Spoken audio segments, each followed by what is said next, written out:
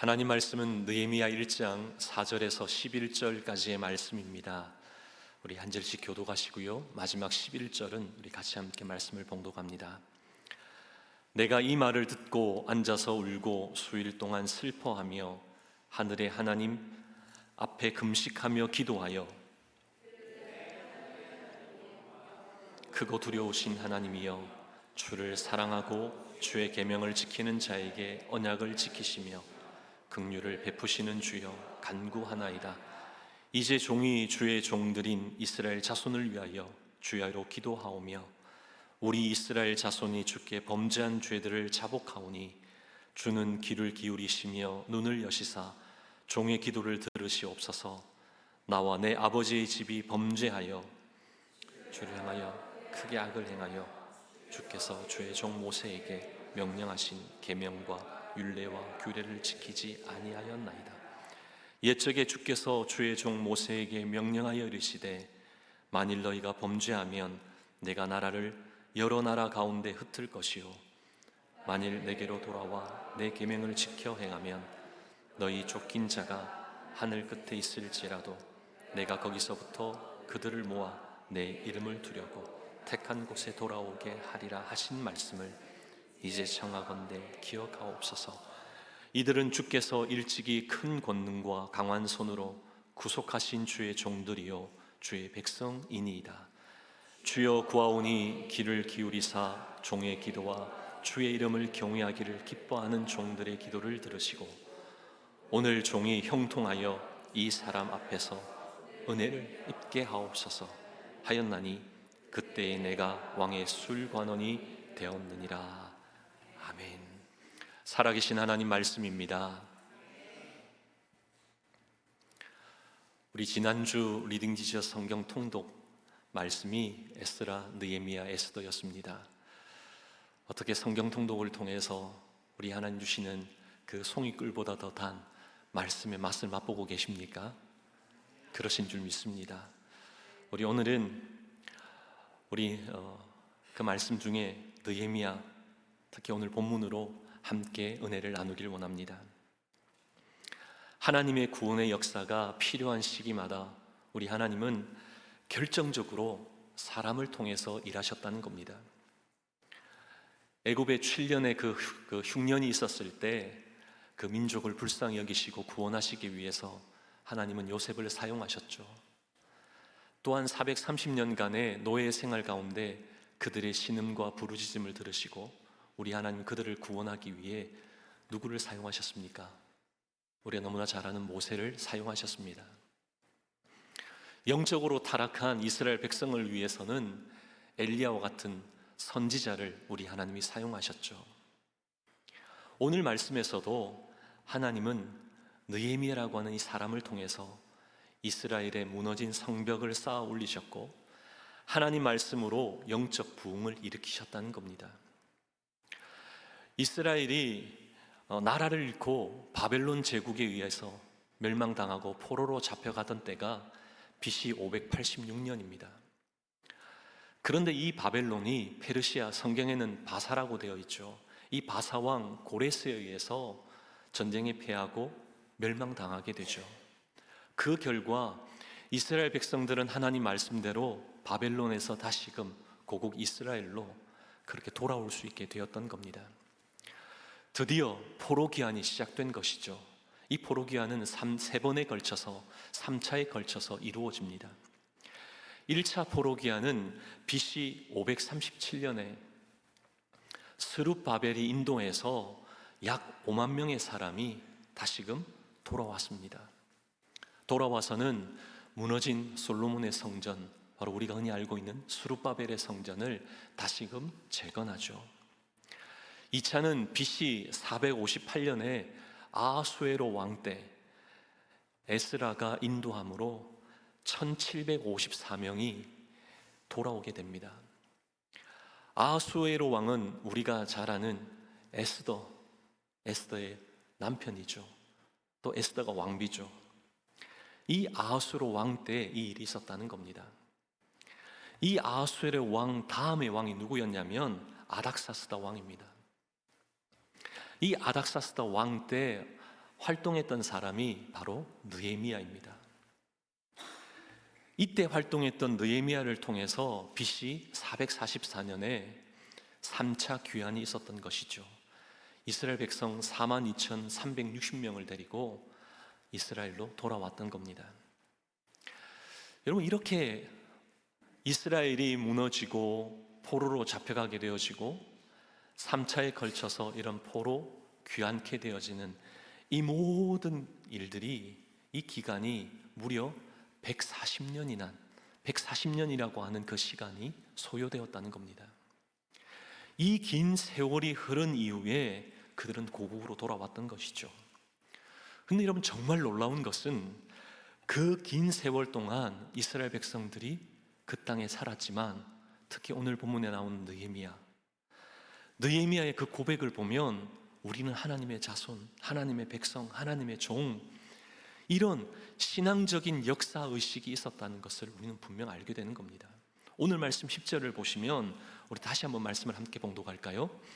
이들은 주께서 일찍이 큰 권능과 강한 손으로 구속하신 주의 종들이요 주의 백성이니이다. 아멘. 느헤미야 가슴에 새겨져 있던 그 분명한 확신이 무엇이었다는 겁니까? 우리는 하나님이 구원해 주신 주의 종들이고 주의 백성이다. 우리는 주의 백성이고 주의 종이다. 이러한 역사적인 그 신앙의식이 분명히 가슴에 새겨져 있었다는 겁니다. 여러분, 이 고백이 여러분에게 어떻게 다가오십니까? 이민자로 살아가고 있는 우리에게는 참 특별하게 다가오는 그런 고백 아닙니까? 여러분, 미국에 오셔서 어떤 분은 얼마 되지 않으신 분도 계실 거고요, 어떤 분은 오랜 시간이 지난 분도 계실 겁니다.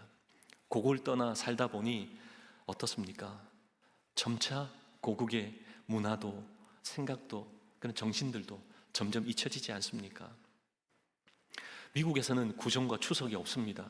그러다 보니 구정에 인사드려야 되는데 그냥 깜빡 잊고 지나칠 때도 있지 않습니까? 저도 종종 있습니다. 그냥 잊어버릴 때가 참 많다는 것이죠. 그 나라의 문화, 그 나라의 그 환경에 쉽게 녹아든다는 겁니다. 그런데 여러분, 느헤미야는 140년이라고 하는 이 긴 세월이 흘렀음에도 신앙적 역사의식이 그의 가슴에, 그의 기억 속에 선명했다는 것이죠. 어떻게 이런 일이 가능했다는 겁니까? 오늘 말씀에서는 이 부분이 정확하게 기록되어져 있지 않지만 우리는 이스라엘 백성 유대인들의 그런 생활 방식을 보면 우리는 잘 알 수 있습니다. 그들의 일상에는 꼭 빠뜨리지 않는 게 뭡니까? 신앙 교육이잖아요. 신앙을 교육한다는 겁니다. 나라는 잃어도 하나님은 잃지 않아야 된다, 이것을 끊임없이 가르친다는 겁니다. 이런 신앙 교육의 결과가 바로 신앙적인 역사의식을 품게 했다는 겁니다. 하나님에 대한 신앙을 끊임없이 가르쳤기에 그 긴 세월이 흘러도 마음에 새겨져 있었던 것이죠. 그렇다면 우리도 하나님에 대한 신앙 교육이 우리의 가정, 우리의 교회 속에 흘러넘치기를 간절히 소망합니다. 그때 우리뿐만 아니라 우리의 자녀들도 분명한 하나님에 대한 신앙적인 역사의식이 우리 가슴에 새겨진다는 겁니다. 그러면 하나님의 백성, 하나님의 자녀로 살아가는 것이죠. 그런가 하면 느헤미야 1장 3절 말씀을 보면 느헤미야가 처했던 그런 상황이 어떻다라고 말씀합니까? 고국으로 돌아와서 보니 하나님의 백성들이 환난을 당하고 능력을 당하고 예루살렘 성은 허물어지고 성문은 불탔다, 그렇게 분명 기록하고 있잖아요. 그야말로 총체적인 난국입니다. 재기불능한 그런 환경이었고요, 낙심과 낙담의 그런 상황이었습니다. 여러분이 만약 이런 상황에 처하신다면 여러분 어떻게 행동하시겠습니까? 실망하고 좌절하기 일쑤지 않겠습니까? 하지만 느헤미야의 반응은 전혀 달랐다는 겁니다. 오늘 말씀 4절을 보시면 그는 하루 이틀이 아니라 수일 동안 통곡하며 금식하고 하나님께 기도했다. 여러분, 이 모습을 통해서 우리는 무엇을 발견할 수가 있습니까? 느헤미야가 평상시에도 어떤 마음을 품고 어떤 생각으로 살았는지를 우리는 엿볼 수 있다는 것이죠. 그의 관심은 예루살렘이었죠. 하나님의 백성이었다는 겁니다. 평소에 그의 마음 가운데 하나님의 백성 예루살렘으로 돌아가야 되는 그러한 생각으로 가득 찼던 것이죠. 그렇게 그런 현장을 맞닥뜨리는 순간 그가 했던 행동이 어떤 행동입니까? 수일 동안 통곡하며 금식하고 하나님께 기도했다는 겁니다. 그냥 분위기에 휩쓸려서 감정의 자극 때문에 그런 반응이 일어났던 즉흥적인 반응이 아니라는 겁니다. 하나님 주신 그 마음 품고 늘 그 마음 가지고 기도의 자리에서 기도하며 나갔기에 그런 상황 속에서도 그가 했던 것 하루가 아니죠. 이틀이 아닙니다. 수일 동안 계속해서 금식하고 기도한 줄 믿습니다. 우리에게 있어서의 관심은, 우리에게 있어서의 마음은 어디에 가 있습니까? 세상이 아닌 주님의 나라와 주님의 백성, 교회를 위해 우리의 가슴에 품고 기도하는 기도의 사람 되기를 간절히 소망합니다. 계속해서 느헤미야 1장 5절에서 11절 말씀을 보면 이 말씀이 느헤미야의 기도라고 우리 알고 있잖아요. 느헤미야의 기도입니다. 근데 기도할 때에 느헤미야의 그런 위치는 어떤 위치였습니까? 당시 느헤미야는 왕의 높은 신임을 받고 최고 권력자의 곁에 있었다는 것 우리는 알 수 있습니다. 또한 오늘 말씀 마지막 부분에 보면 뭐라고 고백합니까? 그가 왕의 술관원이 되었다라고 말씀하지 않습니까? 정치적으로 사회적으로 볼 때 아주 높은 위치에 있었다는 것이죠. 여러분, 보통 이 정도가 되면 어떻게 행동할까요? 우리가 느헤미야와 같은 그런 입장이고 그런 정치적이고 사회적인 그런 상황에 있다면, 그런 위치에 있다면, 어려운 문제가 있을 때, 어려운 일을 닥치면 여러분 어떻게 행동했을까요? 사람 찾기 바쁘지 않겠습니까? 눈에 보이는 권력자를 찾기 쉽다는 겁니다. 어쩌면 하나님과 의논하기보다는 세상에 힘 있는 사람, 왕과 그렇게 상의하고 도움을 청하는 게 그게 훨씬 더 손쉬운 방법이라고 생각할 수도 있다는 것이죠. 하지만 느헤미야는 눈에 보이지 않는 살아계신 하나님 앞에 엎드렸다는 겁니다.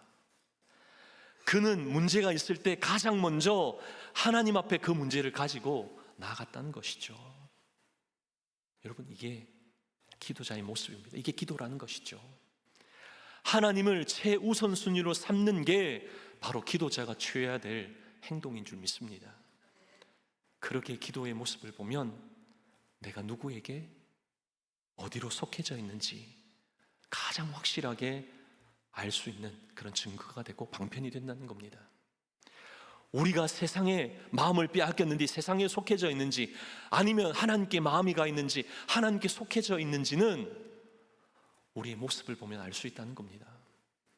우리가 만약 세상에 속해져 있으면 우리는 세상에서 그 문제를, 그 방법을 해결하려고 한다는 겁니다. 더 해결해 줄 수 있는 어떤 사람이 없을까? 그거 찾기에 혈안이 된다는 것이죠. 그러나 우리가 하나님께 속해져 있으면 하나님께 엎드린다는 겁니다. 그런데 여러분, 우리는 어떠합니까? 우리 현실은 어떻죠? 엎드리기는 엎드립니다. 그런데요, 우리가 할 것 다 해보고 나서 그래도 안 되면 그때 주님 앞에 두 손 들고 주님, 할 수 없습니다. 도와주십시오. 이렇게 하기가 십상이라는 것이죠. 기도보다 행동할 때가 더 많다는 겁니다. 그러게 우리에게는 순서가 너무나 중요한 것이죠. 무엇이든지 먼저 기도하고 그 다음에 행동해야 한다는 것이죠. 하나님께 엎드림으로 기도하는 것에서부터 모든 것이 시작되어야 하는 줄 믿습니다. 그런가 하면 느헤미야가 기도하기 시작했을 때가 느헤미야 1장 1절을 보면 기슬월 11월입니다. 근데 기도 응답을 받았을 때가 그 다음 장인 느헤미야 2장 1절을 보면 니산월 3월 중순이죠. 이게 무슨 말입니까? 4개월이란 시간이 흘렀다는 겁니다. 무려 4개월 동안 그는 하나님 앞에 금식하고 기도에 몰입했다는 것이죠. 이것은 다른 이유 때문이 아니죠. 역사의 주인이 세상의 왕이 아니라 하나님이심을 알았기에 그는 하나님께 이렇게 4개월 동안 하나님께 기도하며 몰입했다는 겁니다. 그러기에 느헤미야가 기도를 시작하면서 기도의 포문을 여는 데 있어서 그는 기도의 내용으로 아랬던 것이 아니라 먼저 기도의 대상, 하나님을 찾았다는 것이죠.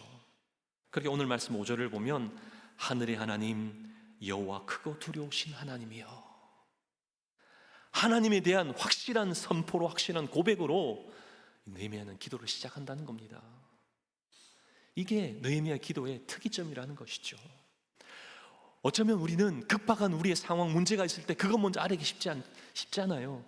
근데 급박한 문제가 있고 상황이 펼쳐졌어도 느헤미야는 하나님을 찾았다는 겁니다. 그러기 우리의 기도도 하나님부터 찾아야 한다는 것이죠. 만약 우리가 하나님을 찾지 않고 하나님이 창조주 전능자이신 하나님, 우리의 간구, 우리의 작은 신음에도 응답하시는 하나님, 이 사실을 알지 못한 채 그냥 기도의 자리로 나가면 우리도 그냥 우리의 삶에 필요한 것, 어려운 그 문제, 그것 구하다가 그냥 끝내버린다는 겁니다. 그러기에 우리의 기도의 수준을 높이려면 하나님에 대한 지식, 하나님의 사랑이 더욱더 더해져 가야만 하고 그 수준이 높아져야 한다는 겁니다. 하나님을 하나님 되게 제대로 찾게 되는 그 순간, 하나님을 인격적으로 깊이 만나게 될 때 우리의 기도의 수준도 올라간다는 것이죠. 그러기에 우리의 기도는 내가 원하는 것, 필요한 것을 요구하는 그런 청구서나 계산서가 아니라는 겁니다. 그렇다고 우리에게 필요한 것 왜 없겠습니까? 그럼에도 불구하고 우리는 먼저 하나님의 이름을 높이고 하나님의 영광을 구하고 하나님이 하나님 되심을 가장 먼저 고백하는 저와 여러분 되기를 축복합니다. 그런 기도의 모습이 있어야 한다는 것이죠. 또한 느헤미야 기도에서 볼 수 있는 특이점은 오늘 말씀 6절, 7절을 보면 회개의 기도가 나온다는 겁니다. 회개했다는 것이죠. 여러분, 이스라엘 백성들이 왜 멸망당했습니까? 왜 그들이 포로로 잡혀가게 되어졌죠? 그 이유가 무엇 때문입니까? 세상 사람들은 이렇게 생각할 수 있습니다.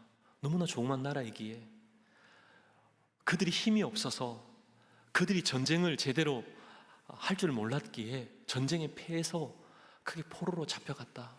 물론 세상적인 관점으로 보면 충분히 그렇게 볼 수 있겠죠. 하지만 느헤미야가 보는 관점은 달랐다는 것이죠.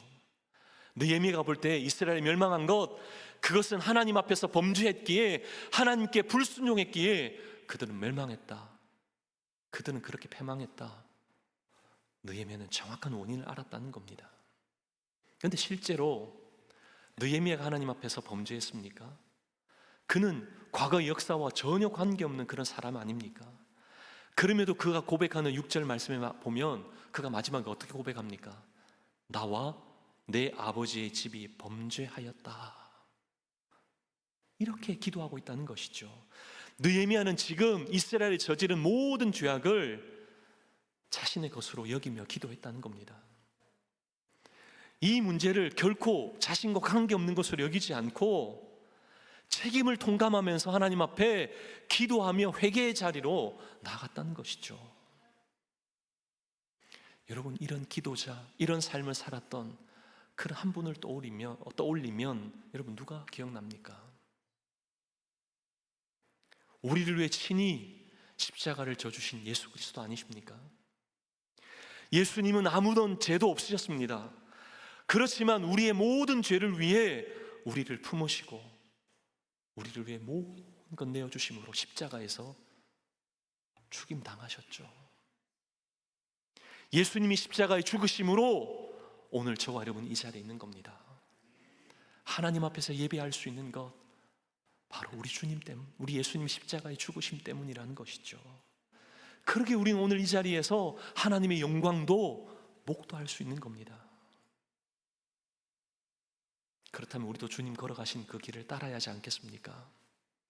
직접 우리가 십자가에 못 박혀 죽을 수 없더라도 그래도 예수님의 마음을 본받아 예수님이 품었던 그 심령들을 품고 그 민족을 품고 이 나라 이 땅을 품고 우리 조국 대한민국을 품고 여러분 기도자로 세워져야 하지 않겠습니까? 그들의 죄악을 나와는 별반 상관없는 것처럼 그렇게 살아가는 것이 아니라 그들의 죄가 나의 죄인 것처럼 가슴 아파하며 가슴을 치고 하나님 앞에 회개하며 통곡하고 기도자로 세워지는 저와 여러분 되기를 간절히 소망합니다. 계속해서 오늘 말씀 8절 9절 말씀을 보면 느헤미야는 기도합니다. 그런데 그 기도가 하나님의 약속을 붙들고 기도했다는 겁니다. 하나님 되심을 고백하고 또한 하나님 앞에 회개하며 나아가는 그런 기도뿐만 아니라 하나님의 약속을 붙잡고 기도했다는 것이죠. 오늘 기록에 나와 있는, 우리 말씀에 나와 있는 8절 9절 말씀을 좀 쉽게 풀이하면 이런 기도입니다. 하나님, 기억해 주십시오. 주님께서 약속하지 않으셨습니까? 하나님의 말씀을 떠나서 범죄하면 흩으시지만 계명을 지키고 주께 돌아오기만 하면 땅 끝에 있을지라도 주님께서 모아주신다고 약속하지 않으셨습니까? 주님께서 다시금 이 땅에 있는 백성들을 주의 나라로 돌아오게 하신다라고 약속하지 않으셨습니까? 그 말씀을 이제 청컨대 기억하옵소서, 기억해 주십시오, 이렇게 부르짖고 있는 겁니다. 느헤미야가 지금 기도하는데 하나님의 약속을 붙잡고 기도했다는 것이죠. 심심해서 느헤미야가 이렇게 기도한 것 아닙니다. 약속을 붙드는 기도가 얼마나 강력한지를 알았기에 이렇게 기도했다는 것이죠. 하나님의 언약에 근거한 기도가 강력한 파워가 있다는 것, 그는 알았기에 기도했다는 것이죠. 우리가 아무리 미사여구를 잘 사용해서 그럴듯하게 잘 기도한다 할지라도 우리에게서 나오는 기도는 그렇게 능력이 있지 않습니다. 여러분이 아무리 여러분의 말로 오랜 시간 기도해도 하나님 말씀으로 기도하는 그것과 비교할 수 없다는 것이죠. 약속 붙잡고 기도하는 그 기도는 아주 강력한 기도입니다. 여러분 믿으십니까? 그럼 기도할 때마다 약속 붙잡고 기도하는 겁니다. 그때 반드시 우리 하나님 응답해 주시는 것이죠. 그런가 하면 오늘 말씀을 우리 5절에서 11절까지의 말씀이 느헤미야의 기도인데요, 이 기도를 전체적으로 보면 좀 뭔가 좀 어색하고 좀 균형이 맞지 않은 그런 느낌을 좀 받지 않습니까? 분명 5절에서 11절까지가 느헤미야의 기도입니다. 근데 정작 느헤미야가 하나님 앞에 정말 아뢰고 기도하고 싶은 그 내용은 11절 단 한 절에 나와 있는 겁니다. 5절에서 11절까지의 그 장대하게 그 많은 기도의 내용이 있지만 정작 느헤미야 구한 것 바로 11절 한 절이라는 것이죠. 그것은 바로 오늘 종이 형통하여 이 사람 앞에서 은혜를 입게 하옵소서, 이 핵심적인 기도가 느헤미야가 지금 하나님께 아뢰고 싶은 그 기도의 내용이었다는 겁니다. 아마도 이 5절에서 10절까지 이 장황하게 기도한 거 어쩌면 느헤미야의 마음속에 그 마음에 막 갈등이 있었기 때문에 그렇게 하지 않았나 싶습니다.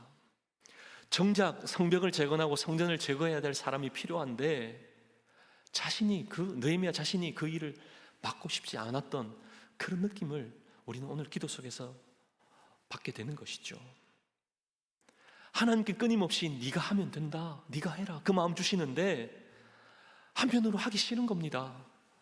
결단을 내리지 못한 그렇게 하다 보니 하나님 앞에서 민족의 죄를 놓고 기도하고요, 또 하나님께 찬양과 영광을 올려드리는 그런 기도, 혹시나 이렇게 기도하면 누군가가 이 일을 맡아서 책임질 사람이 생겨나지 않을까, 그런 생각 때문에 이렇게 기도할 수도 있었겠죠. 근데 버티다가 도저히 그런 분위기가 아니다 보니 그가 11절에 이렇게 기도하는 겁니다. 주님, 제가 가겠습니다. 제가 할 터인데 그러나 오늘날 종으로 형통케 하여 주십시오. 이 사람 앞에서 은혜를 입어야지만 할 수 있으니 주님, 은혜를 주옵소서, 이렇게 기도하고 있다는 겁니다. 바로 이 기도는 느헤미야의 헌신 기도인 것이죠. 이게 우리에게 주는 그 의미가 무엇입니까? 하나님의 일, 하나님의 회복의 그 역사는 바로 다른 사람이 감당할 것이 아니라 바로 우리 자신, 우리가 그 일을 감당해야 된다는 겁니다. 무너졌던 성벽을 재건하는 것, 옆에 있는 사람, 다른 사람이 할 일이 아니라 바로 나로부터, 우리로부터 이루어져야 할 일이라는 겁니다. 요즘 우리의 주변을 한번 둘러보십시오. 무너진 것들 너무나 많지 않습니까? 무너진 가정도 너무나 많고요, 무너진 신앙도 많고, 무너진 그런 신앙생활도 너무나 많다는 것이죠. 여러분, 그냥 그대로 지켜보시겠습니까? 그냥 두고 보실 겁니까? 이 모든 것을 다시금 세우고 회복해야 할 그 특명이 우리에게, 나에게 주어진 줄 믿습니다. 그렇다면 이 사명, 이 특명을 여러분 어떻게 시작하시겠습니까? 우리의 힘으로? 우리의 능력으로? 여러분 그렇게 감당하시겠습니까? 아니죠. 기도로, 통곡하는 심정으로, 하나님께 엎드림으로 시작해야 되는 줄 믿습니다. 기도가 출발점이라는 겁니다. 한 사람이라도 입을 열어 기도하기 시작하면 하나님의 일은 거기서부터 시작되는 겁니다. 왜냐하면 우리 하나님은 기도하는 그 한 사람의 그 입술의 기도를 들으시고 그 사람을 하나님의 일꾼으로, 하나님의 사람으로 그렇게 삼으시기 때문이라는 것이죠. 이런 역사를 저와 여러분이 경험하고 싶지 않습니까? 기도할 때 무너진 성벽은 재건됩니다. 기도할 때 회복됩니다. 기도할 때 무너졌던 것들이 다시금 일으켜 세워지는 것이죠. 찰스 스탠리 목사님이 이런 고백을 하셨습니다. 모든 전쟁을 무릎으로 싸워라.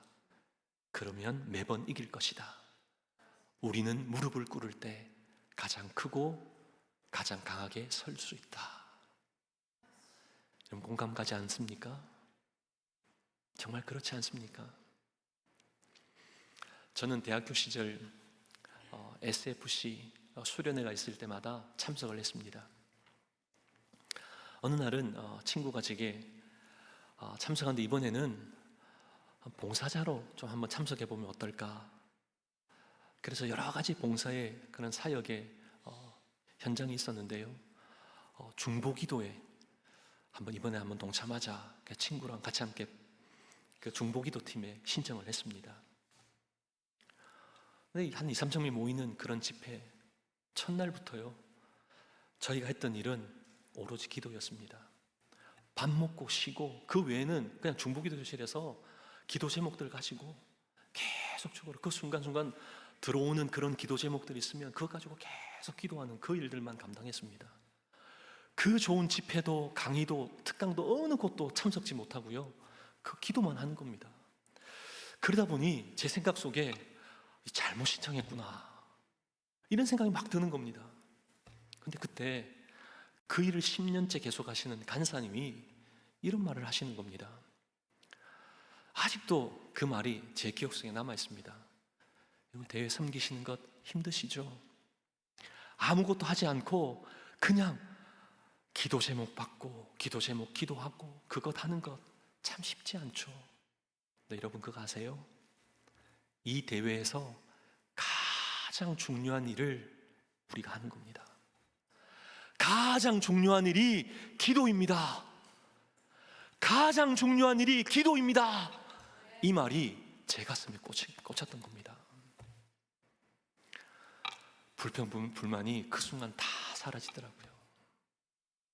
가장 중요한 일, 기도다.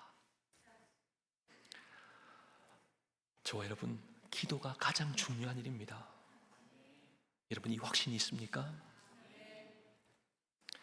보통 사람들이 이렇게 얘기하죠. 제가 뭐 할 게 있습니까? 그저 기도할 뿐입니다. 여러분, 그저 기도할 뿐입니다.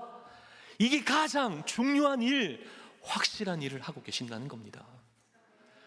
여러분 그냥 마지못해서 대답할 말이 없어서 그저 기도할 뿐이죠, 이런 고백이 아니라 아주 중요한 일, 가장 확실한 일, 바로 그 사명을 내가 감당하고 있다. 여러분 그렇게 기억하십시오. 그렇게 기도해야 하는 것이죠. 제가 지금껏 목회하면서 가장 고맙고 가장 감사하고 힘이 날 때가 목사님 위해서 기도하고 있습니다, 이 말 들을 때 얼마나 좋은지 모릅니다.